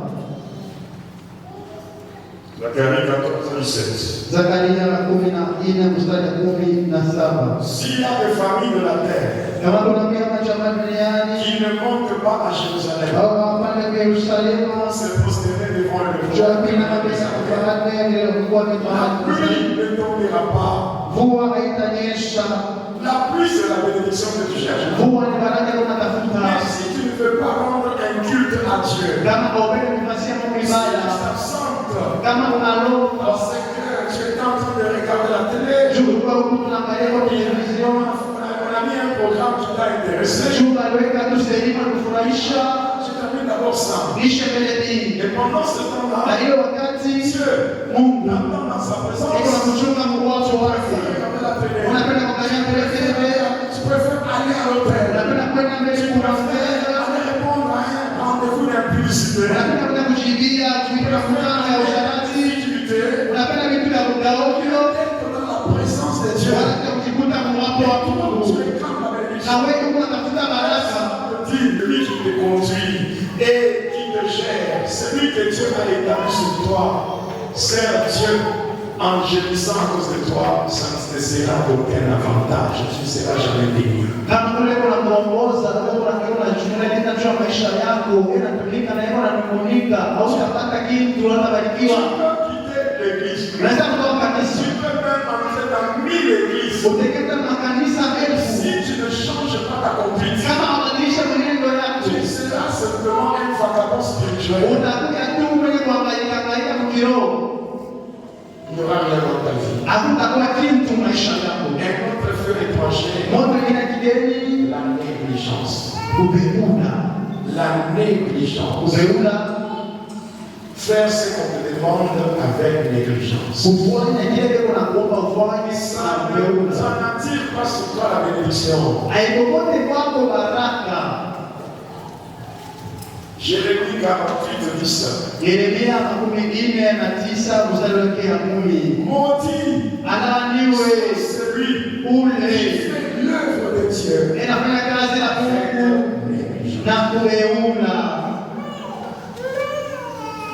Regarde bien ta vie.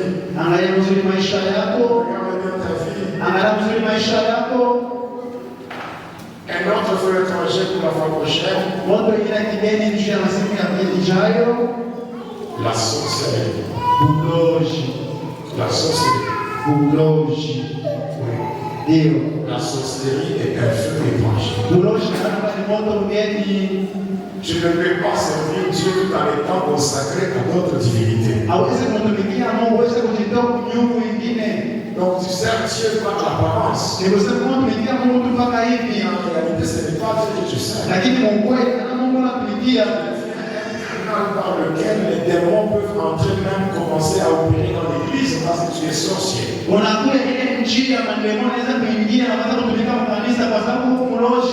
N'oubliez pas que la sorcellerie existe sous 3 formes. Il y a la sorcellerie consciente, inconsciente. Il y a la sorcellerie sanguine. La sorcellerie sanguine, c'est traduit par le caractère d'une personne. Par la sorcellerie, on dépose une identité sorcière qui contredit ton identité en Christ, c'est-à-dire un enfant de Dieu.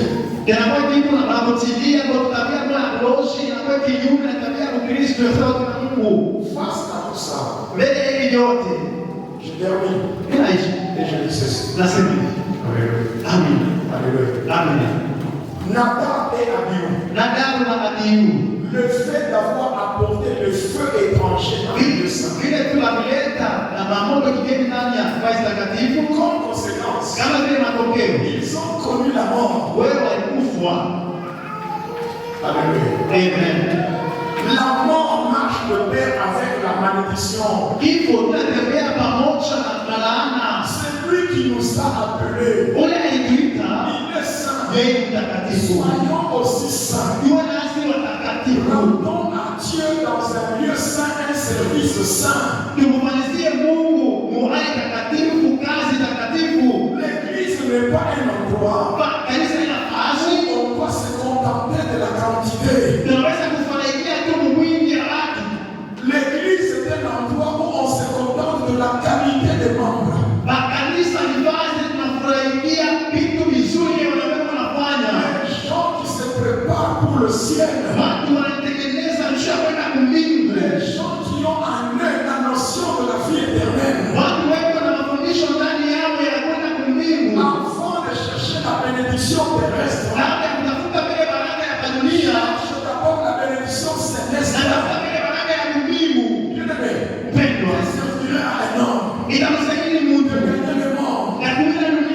Si au final il perd son âme,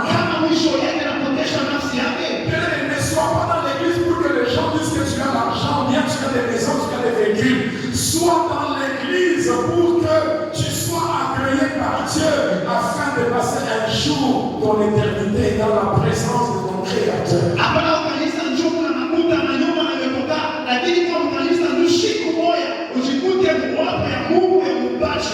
Moi, de la manière dont Dieu m'a appelé, je ne serai jamais un flatteur. Je dirai la vérité.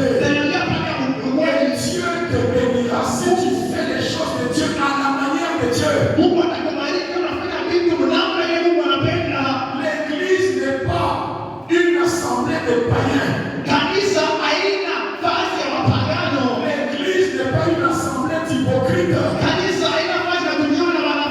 L'église, c'est une assemblée de saints.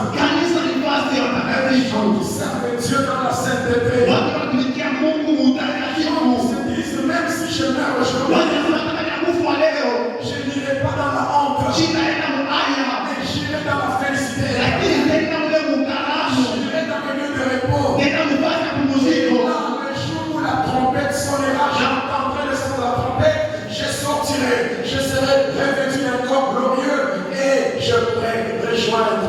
Seigneur dans le ciel.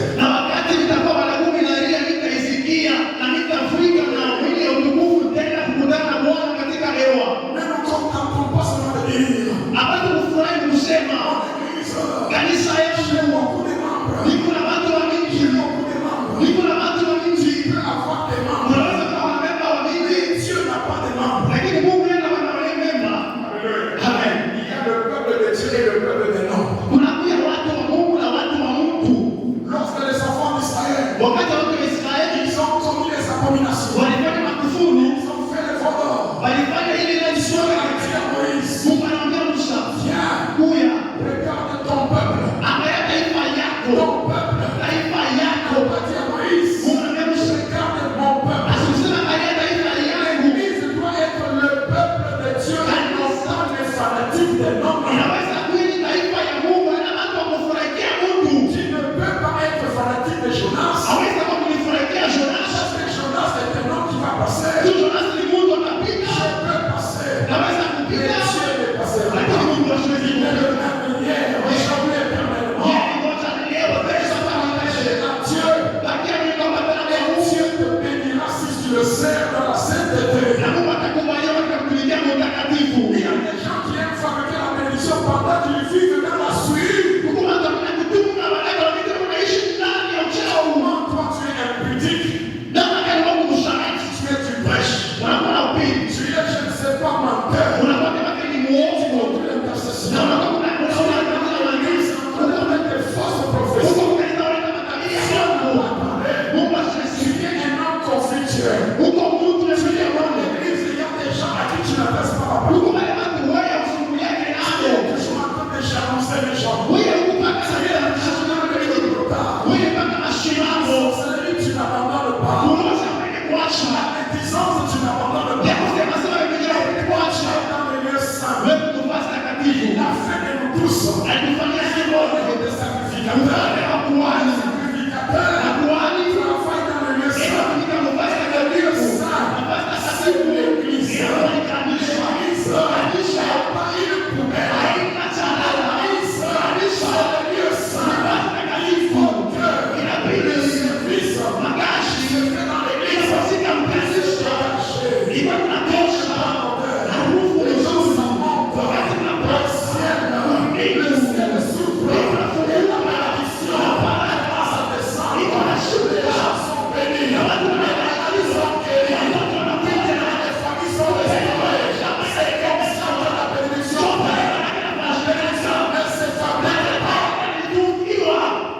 Mieux vaut avoir une église qui a plein de gens qui suivent Dieu que d'avoir une église remplie de païens. Bien aimé, tu dois changer. Si tu as besoin de Dieu, tu dois changer ton caractère. Tu dois changer la manière de servir ton Dieu. Ne viens pas flatter les hommes pendant que les hommes n'ont pas la possibilité de te bénir. C'est lui qui bénit, c'est Dieu. Il faut que je te serve selon lui et non selon toi, selon les hommes flattés. Tu es en train de te séduire. Ce n'est pas ce que Dieu veut. Mtumikie Mungu vile anapenda, vile unafanya vingine. Mungu anataka tulifanye vingine, anambia Mungu leo unapenda.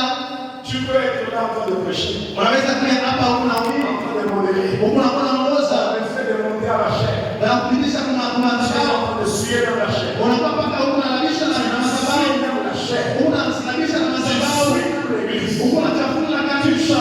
Dans l'église étant impudique, tu suis dans le micro. Unaimba kanisa msharati, unachafua hata wenyewe miguu unaingia. Tu suis tout. Ni kusema unachafuna vyote. Tu es protocole impudique, tu es en train de suer l'église. Wewe unakuwa mwenye salama wa msharati, huko unachafua kanisa. Ne te contente pas de ce que les hommes disent de toi, mais contente-toi de ce que Dieu dit. Hapana kufurahikia kile Mungu anakusemea, mfurahie kile Mungu yeye anasema. Dieu ne m'a pas appelé pour que je te prêche afin que tu donnes les offrandes. Mungu asinitume nikuhubiri ndio ulete Dieu sio m'a appelé na afin que tu changes ton cœur. Mungu aniita juu badilishe moyo yako. Jésus n'est pas mort pour rien. Mungu Yesu kufa kwa bure. Dieu a tant aimé le monde. Mungu alipenda mwana wake Seul sana. son fils a été quiconque croit en lui. Ili yote familia Afin qu'il ait la vie. apate uzima wa milele La katika plus Mungu. grande bénédiction commence dans le domaine spirituel. Baraka ya mbinguni inaanza kwa kiroho. Wakati unabariki kiroho, Ta foi, mu imani yako, ta foi imani yako devient le bras. Il a mis un mkono. Qui prend dans le spirituel. Il a touché un kilo. Il amène dans le physique. Na inaileta mkimwingi. C'est ça un enfant de Dieu. Joki mtoto wa Mungu. Maintenant pour que l'église soit restaurée. Ipate kurekebishwa vie. Ili maisha. Restaurée. Ipate kurudishwa upya. La repentance. Ni kitubio. Avant la restauration. Labda tunapata kurekebisha upya. Unakuwa mbele kitubio. Pourquoi? Ni chuma kama chronique. Na walikuwa wana mambo ya siku ya pili tunataka saba. Na mstari 14 nasema hivi. Si mon peuple. Kama taifa yangu. Qui est invoqué par kunaita jina yangu. Wanajishusha. Cherche ma face. Natafuta uso yangu. Wanaomba si c'était tout. na kama dunia kombe. De ces mauvaises Matabia ya kulala.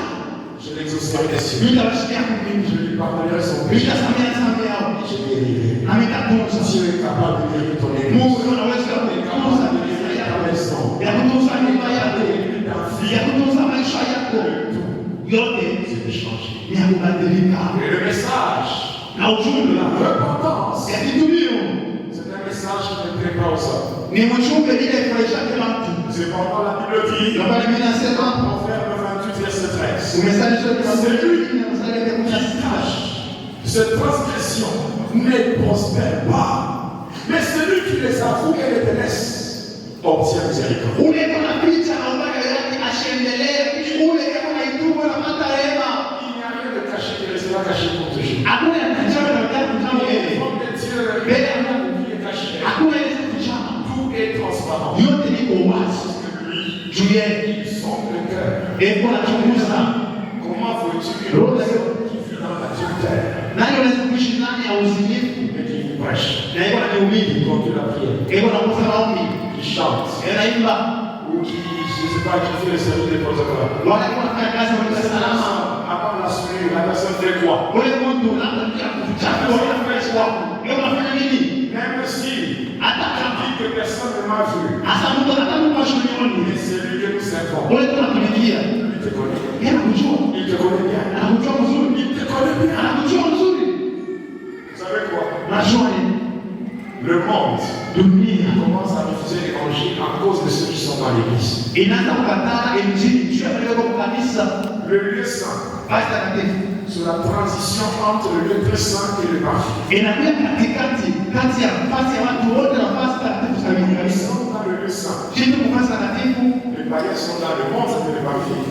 Babanaza wetu kwa marafiki dunia. Viendront à Dieu en voyant le comportement de nous qui sommes dans le lieu saint. Oh. Si nous disons que nous sommes des sacrificateurs, nous sommes des gens qui représentent Jésus, nous sommes des gens, oui, bien-aimés, notre comportement, notre témoignage. Vous recevrez le Saint-Esprit et vous serez des témoins. À Jérusalem, la Judée, la Samarie, jusqu'aux extrémités de la terre. Regarde, est-ce que tu as vu certains témoignages pour le païen afin qu'il vienne à Jésus? Maisha yako yanataka ndio kuwatangaza na ujio kwa kanisa. Comment tu vas devenir Mungu atakubariki je? Na hiyo namna ya maisha. Ce n'est pas parce que la vie est dure que tu dois mentir, tu dois voler, tu dois vivre dans un comportement sale afin de gagner ta vie. Ce que tu es en train de faire ne fait que préparer pour toi un chemin qui te conduit vers l'enfer. Haitatoka maisha yako ngumu njoo kwenye kuongo waze kuiba. Leo tunafanya ni njia unatengenezea kwenda kungeena. Moi je te dis, Mimi nakwambia, namwambia la vérité. ukweli. Moi, Mie j'ai fait ma part. mimi nafanya kazi yangu, nafanya sehemu yangu Au devant de Dieu. mbele ya Mungu. Le Seigneur te dira, Mungu atakwambia cet homme, huyu mtu c'était un messager. alikuwa ni mpeleka katika ujumbe. Je te dis la vérité. Alikwambia kama ukweli. Pourquoi? Parce qu'on a le panier de foi. Wakati wanaweka pale kiwango cha sadaka, Comment ce n'est pas pour Jonas, mais l'offrande est pour Dieu. sadaka naweka kaeka Yona Jonas, sa mission, c'est de te parler afin que tu changes. na baba Yona kazi yake ni kuzungumzia tupate kubadilika, ubadilike Afin que tu sois béni. na upate kubarikiwa. La bénédiction vient de Dieu. Baraka zinaenda kwa Mungu. Aujourd'hui, les gens Leo watu entrent dans les églises, leo ni ndani ya makanisa, même s'ils ne sont pas dans la sainteté, hata kama watu ni mtakatifu, mais il y a des démonstrations de ceci, de cela. Bien-aimé, tout miracle dépend nécessairement de Dieu. tunaomba ameonyesha pesa miujiza yote na kwa ya Mungu. Pourquoi? Au nom de Jésus. Ndio maana mjina la Yesu, Au nom de Jésus. mjina la Yesu. Merci. Sema mjina wa Merci à Jésus. Sema asante kwa Yesu Je Kristo. lève ta voix. Baza sauti. Dis au nom de Jésus. Omba mjina la Yesu Dis Kristo. au nom de Jésus. Soma mjina la Yesu Kristo.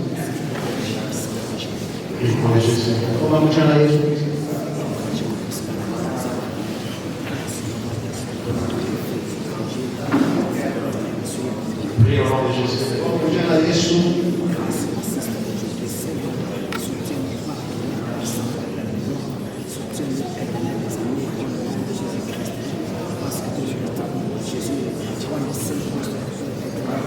Je suis en train de prier au nom de Jésus. Je suis en train de prier au nom de Jésus. Je suis en train de prier au nom de Jésus. Je suis en train de prier. Une seule prière. La repentance. Regarde la manière dont tu sers Dieu. Regarde la manière dont tu sers Dieu. Regarde la qualité du service que tu rends à Dieu. Et tu comprendras que tu es en train de servir pour rien. Tu es en train de témoigner Dieu. Tu es en train de tracer un chemin qui te conduit sûrement à l'enfer.